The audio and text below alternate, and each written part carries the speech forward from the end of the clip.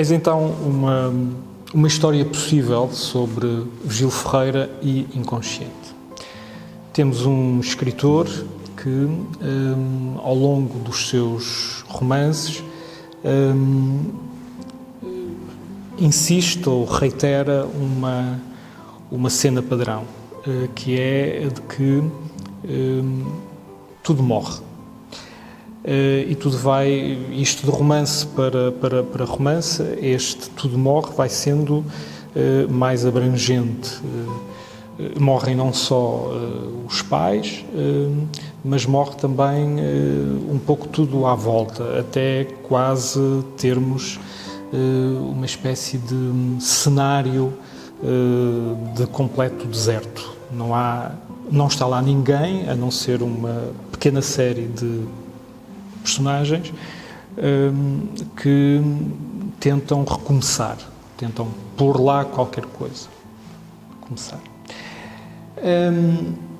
Esta questão da morte de tudo e, sobretudo, da morte dos pais, cria um herói sozinho, não é? Que tem que ser um novo Adão, que tem que ser um construtor, que tem que encontrar, no fundo, as razões para que haja mundo e para que o mundo possa continuar. Isto é, na fase em que Virgílio Ferreira escreve, é o típico romance de ideias, não é? Isto é não só a pergunta existencial do porquê estamos aqui e o que é que estamos a fazer, mas, sobretudo, a questão de vivemos em nome de quê? Não é? E fazemos futuro em nome de quê?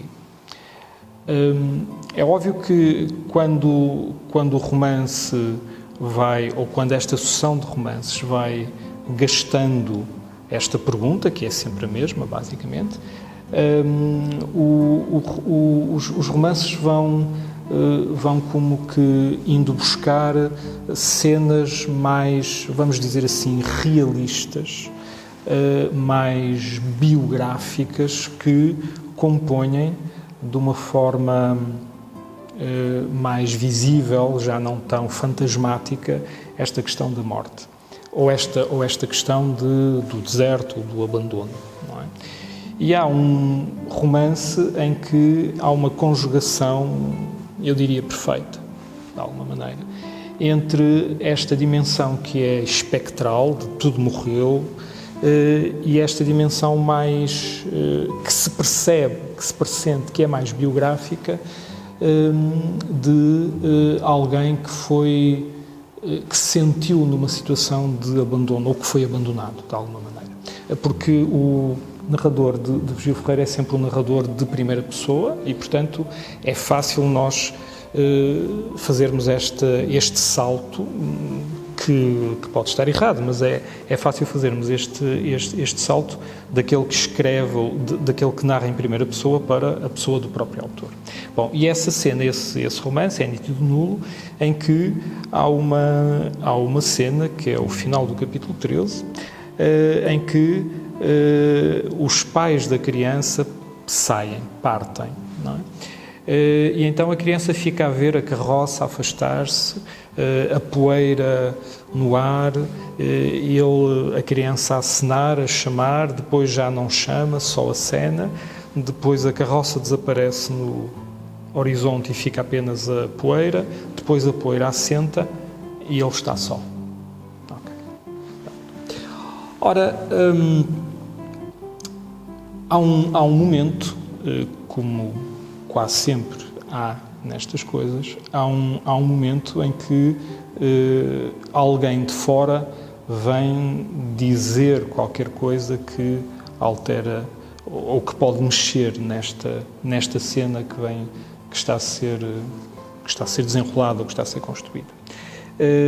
Este alguém de fora aqui é um crítico, e é numa altura em que há um colóquio que festeja a vida literária de Virgílio Ferreira, em 76, penso eu, ou 77, E há uma intervenção de Eduardo Lourenço em que ele chama a atenção, no seu jeito filosófico peculiar, de que o Gil Ferreira, em todos os seus romances, mata os pais. E o Gil Ferreira, muito candidamente e muito inocentemente, diz: olha, nunca tinha dado conta. E depois vai falando disso longamente nos seus diários, já bastante tempo depois, e começa um pouco a pensar de onde virá isto, esta cena recorrente, não é? E chega à conclusão, como é natural, que provavelmente uma criança que foi separada dos pais quando era pequena, teria 7 anos, creio eu, qualquer assim. Pelo que... Não, menos. Ele teria para aí uns 3 ou 4 anos, quando os pais emigraram para o Canadá, levaram um irmão mais velho dele e ele ficou à guarda das tias. E, portanto, ele diz, bom, isto deve ter sido um cataclismo para uma criança, não é? Eu não tenho nenhuma memória muito factual disso, mas imagino que isto terá sido um cataclismo para a criança que eu era. E talvez daí eu tenha esta cena da morte dos pais. Ora, o que é interessante aqui é que quando Eduardo Lourenço faz esta intervenção, já estamos depois de Nítido Nulo. Portanto, já tinha havido aqui um processo que era de uma dimensão mais filosofante, se quisermos, do herói sozinho, etc., até este momento em que o romance começa a mostrar estas cenas de índole mais biográfica, não é? Há ali uma criança abandonada. Portanto, era um processo que já se estava a fazer. Podemos fazer aqui um pequeno parênteses só para dizer isto. Não é que todo o romance de ideias ou todo o romance filosofante nasça deste trauma ou desta espécie de trauma. Não é isso que está em causa. O que está em causa é que os autores lançam mão, escrevem a partir daquilo que são, não é? E rebatem umas problemáticas sobre as outras, não é? E provavelmente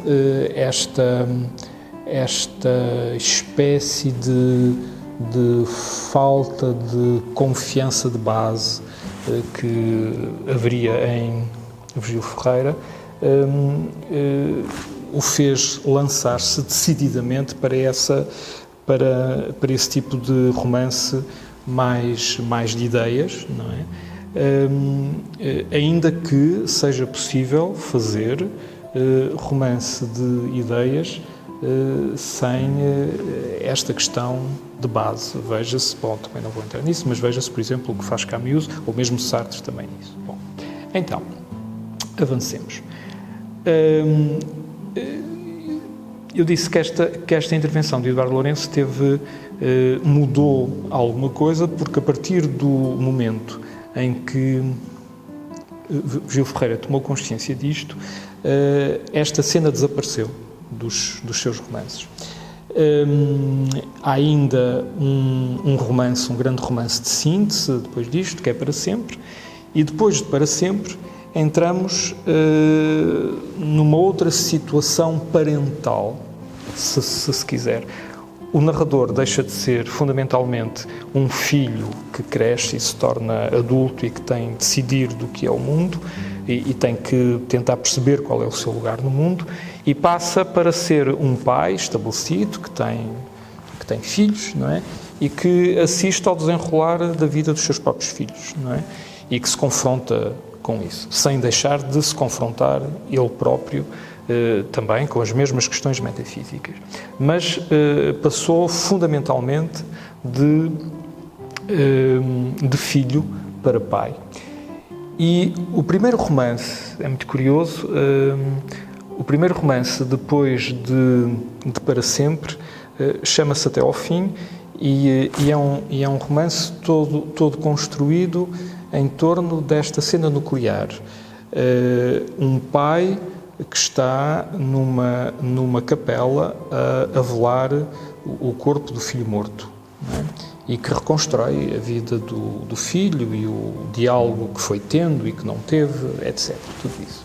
Mas é muito interessante que haja esta mudança estrutural, digamos assim, porque é como se, de alguma maneira, este narrador começasse a falar com a criança, de alguma forma, ferida, morta, que ele foi, não é?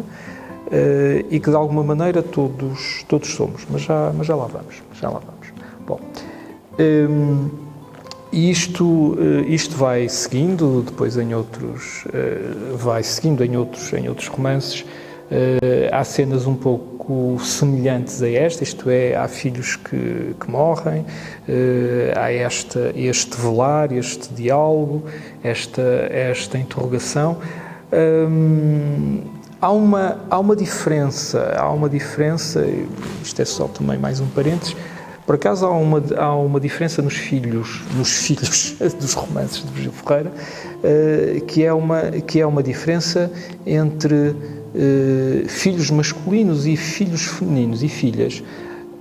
As filhas não morrem, as filhas são desembaraçadas, as filhas são de alguma maneira aquilo que talvez um autor como Virgílio Ferreira desejasse ter sido e não pôde ser em termos de vida prática ou de vida cotidiana. E isto culmina com uma confissão muito interessante acerca do último romance dele, o Na Tua Face, em que há também, mais uma vez, dois filhos, o Luke e a Luz, e que ele diz: eu gosto muito da Luz, gosto muito, tanto daquela rapariga. Bom, e então saltamos para o último romance, Na Tua Face. É um romance que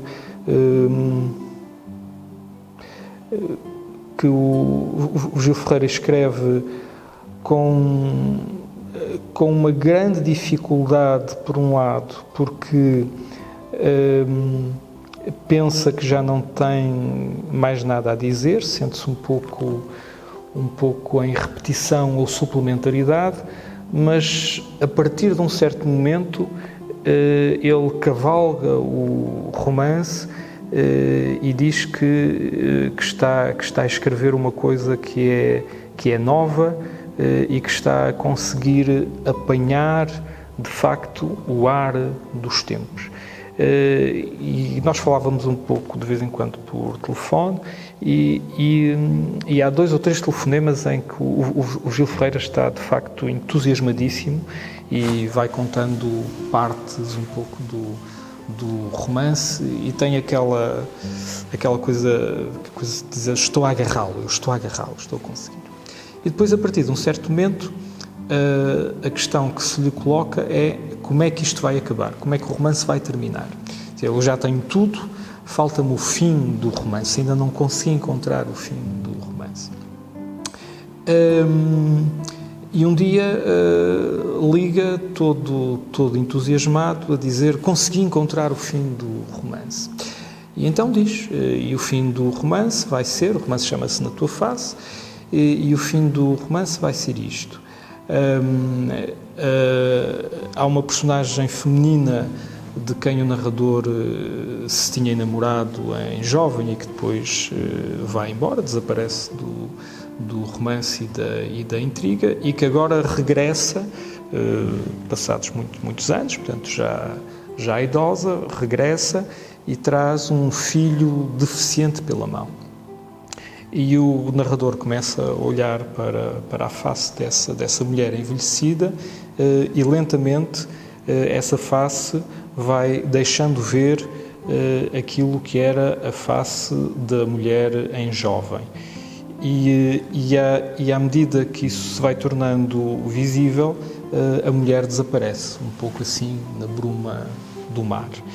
e o filho deficiente fica a chorar, fica muito aflito, chama pela mãe, e a personagem, narrador, dá a mão à criança, ao rapaz, e diz: tem calma, nós vamos procurar a tua mãe, nós vamos achar a tua mãe. Pronto. E o romance acaba assim. E o Gil Ferreira conta isto e pergunta lá do outro lado do telefone: então, o que acha? E eu tenho uns segundos assim de perplexidade, porque me parece absolutamente óbvio o que está ali a acontecer, e digo: pois acho excelente, acho ótimo, não haveria maneira melhor de acabar o romance. Pronto, e depois já não sei de que é que falamos mais, e de facto o romance acaba assim, e o que é extraordinário é isto que é a resolução psíquica, digamos assim, de um longo trajeto, não é? De darmos a mão à criança magoada, ferida, que todos nós fomos, não é? Uns mais do que outros, obviamente, mas de alguma maneira todos nós fomos, não é? Este tomarmos conta do abandono que é o nosso, acho que é a resolução psíquica mais conseguida, não é? E ele não tinha a percepção do que estava a encontrar. O que, por um lado, é curioso, quer dizer, causa alguma perplexidade, mas, por outro lado, talvez não seja, quer dizer, porque é um pouco assim, isto não é alguma coisa que tivesse acontecido, este dar a mão à criança abandonada, no fundo, não é alguma coisa que tivesse acontecido apenas naquele momento em que ele descobre esta imagem para acabar o romance. É óbvio que isto era um trabalho que inconscientemente vinha a ser feito, não é? E, claro, inconscientemente, na própria vida da pessoa Virgílio Ferreira, não é? O que tinha conseguido, o que se tinha tornado visível, digamos assim, era a imagem disso, não é? O emergir disso. E acho que é espantoso que num trajeto de um escritor que escreveu mais de 20 romances, a gente consiga encontrar este fio, não é? Que consiga encontrar esta possibilidade de leitura, de ver em processo, em ação, um processo claramente inconsciente de luta com fantasmas e de entrosamento com esses mesmos fantasmas, e depois de aquietação ou de, digamos, consentimento nisso, não é?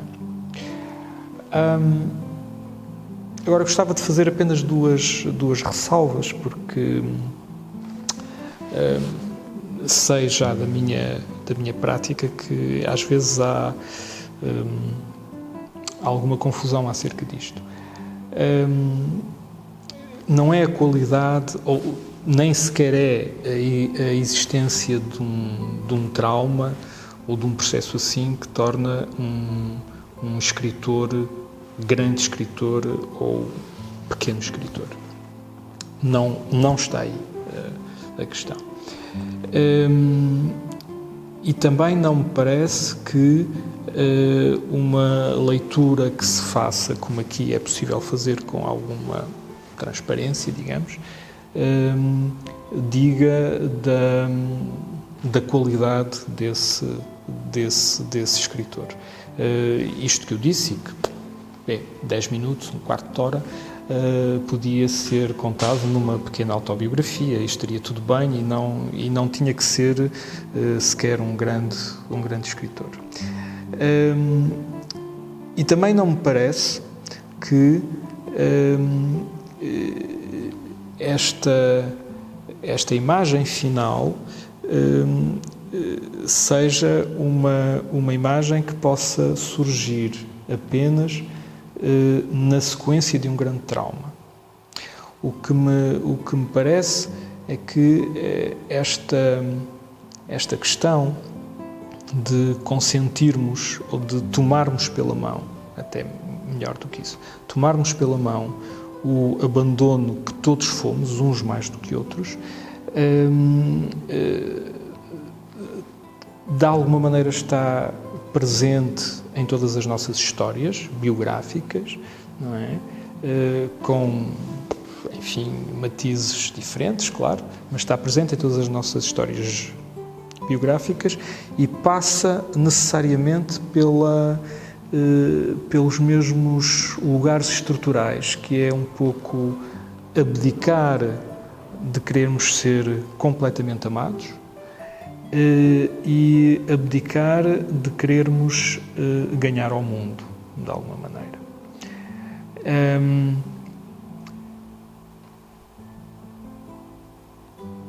E há talvez uma coisa que talvez também seja preciso acrescentar, que é um pouco... quando nós não abdicamos disto, e há casos em que não se abdica disso, o que podemos ler, o que podemos encontrar na história das pessoas é uma outra questão e que daria para uma outra leitura de inconsciente, e que tem que ver com isto. Há aquela frase que diz que o poder corrompe. E se esta frase é verdadeira, o inverso dela também será verdadeiro. Isto é, aqueles que são perseguidos pelo poder, aqueles que são presas do poder, também são corrompidos de uma maneira mais subtil e até certo ponto mais trágica, de alguma forma.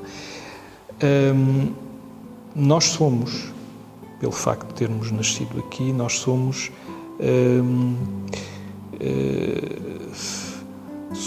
presas do mundo, não é? E este poder do mundo sobre nós pode nos corromper dessa outra maneira, não é? Mas isto realmente já seria uma outra história. Ora, aquilo que se vê melhor é aquilo que se não vê. Para vermos bem temos que fechar os olhos. O que está diante dos olhos, eu costumo dizer, o que está mais perto dos olhos são os olhos. Aos olhos ninguém os vê.